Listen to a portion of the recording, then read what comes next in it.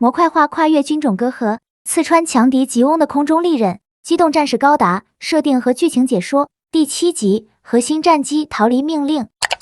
机体型号 FFX7， 核心战机是由著名军工企业赫维奇公司为联邦军微计划配套而开发的一款可变形战机。该型战机一开始是联邦军 RX 计划的产物，其原本的目的是作为验证机去收集各种战斗试验数据，用于支持联邦军去开发新型机动战士。然而随着与吉翁的战争进入到白热化阶段，在这场战争当中，吉翁凭借机动战士的性能优势成功取得了主动权，迫使联邦军不得不加快研发进度来应对吉翁的威胁，并对 RX 计划向实战化方向做出了调整。于是核心战机就在这样一个背景之下应运而生。跟联邦军已经服役的各型作战飞机相比，核心战机所具备的最大特点，那就是在机体上装备了核心模块系统。这个系统将控制机动战士运作的关键部分，也就是中枢计算机、记忆回路和操作系统进行了模块化，然后利用自身极具特色的可变形能力，去跟另外的模块组合成一个完整的机动战士，以此组合出多种类型的机动战士进行作战，这样就能有利于驾驶员在一个操作体系之下，驾驶不同类型的机动战士去执行各种作战任务。这也就意味着以核心战机为基础建立起来的装备体系，能够实现跨越不同作战环境所带来的制约，从而具备海陆空天4大军种的作战能力。而核心战机内部所使用的 NC3 型核聚变发电机，在确保变形功能长时间稳定运作的同时，还给在机头和驾驶舱内的电子设备提供了稳定的电量供应。另一方面，核心战机自己本身也具有独立的作战能力。首先是在武器装备方面，核心战机的机头位置装备有4管25毫米口径机炮，其主要作用是在近距离的范围内对敌进行火力打击，在掩护己方单位方面具有重要作用，同时也是在与敌方空中单位进行狗斗时的重要手段。由于所输出的威力比较有限，所以在对吉翁的机动战士进行打击时会威胁不足。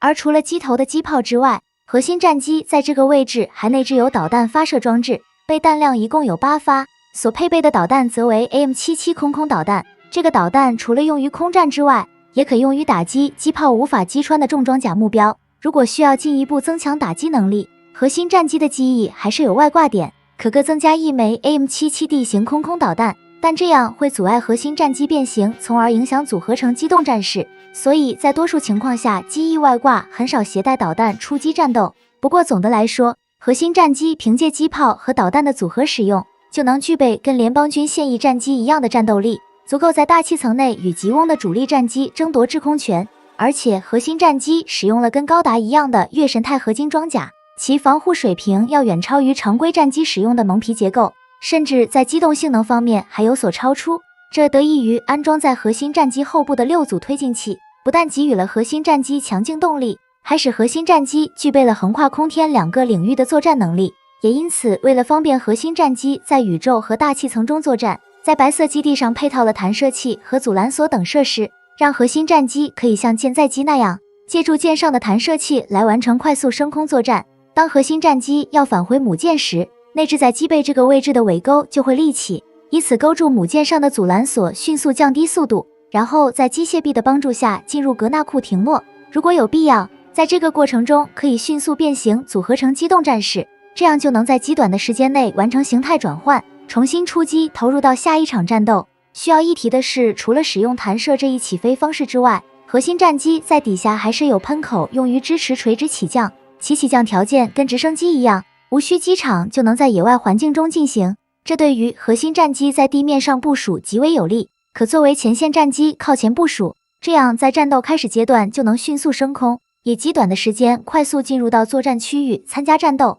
从而大大缩短敌方部队的反应时间，来为己方夺取制空权创造有利条件。也正是得益于核心战机拥有如此优秀的机动性能，在白色基地陷入吉翁地面部队重重包围之后，阿姆罗就想到了利用核心战机来突破吉翁的封锁，也就是将白色基地中央引擎输出的功率接到弹射器上，以此大幅度提升核心战机飞离白色基地时的初速，这样核心战机就具备了进入近地轨道高度的条件，从而飞越大气层突破吉翁的封锁，在到达一定高度后向联邦军总部取得联系来获得援助。不过这相应产生的过载也给阿姆罗带来了巨大冲击，几乎是一瞬间的功夫就让阿姆罗昏厥了过去。与此同时，吉翁的夏亚也察觉到了白色基地的意图，便很快搭乘小姆塞直接升空，前往高空阻止阿姆罗的核心战机。好在阿姆罗及时苏醒了过来，立即接管核心战机，躲掉了小姆塞发起的攻击。在完成调整了以后，与夏亚在高空中展开了激战。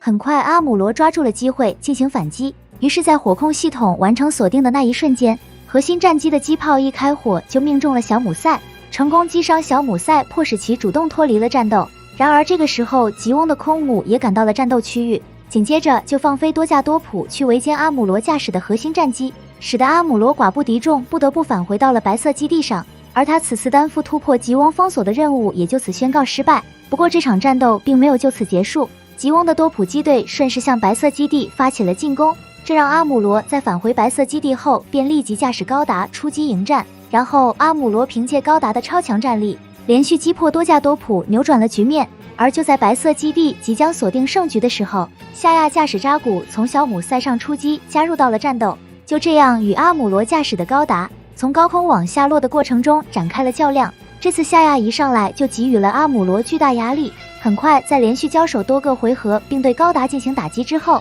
成功让高达陷入到了武器能量耗光的地步。但是夏亚并没有就此取得战斗的胜利，白色基地随即向他发起了导弹攻击，让夏亚在规避导弹攻击时失去了攻击高达的机会。于是阿姆罗便趁这个机会返回到了白色基地上，而夏亚驾驶的扎古在坠落到地面的时候，马上就收到了卡尔马扎比要求撤退的命令。于是这场吉翁阻止白色基地向联邦军总部求援的战斗这才到此结束。而最后还需要补充的是，在白色基地进行向联邦军总部求援的行动过程中，舰上来自 SIDE-7殖民星难民的不安稳因素开始爆发。由于这些难民曾经都是地球上的居民，但后来被联邦政府强迫移居到了殖民星，从此他们一直对联邦心存不满且毫无信任。结果在经过了几十年以后，因夏亚率领吉翁军队攻击 SIDE-7殖民星的原因，让这批难民有了机会跟随白色基地返回到了地球。现在见白色基地一直在跟吉翁交战，迟迟没有降落到地面进行着陆，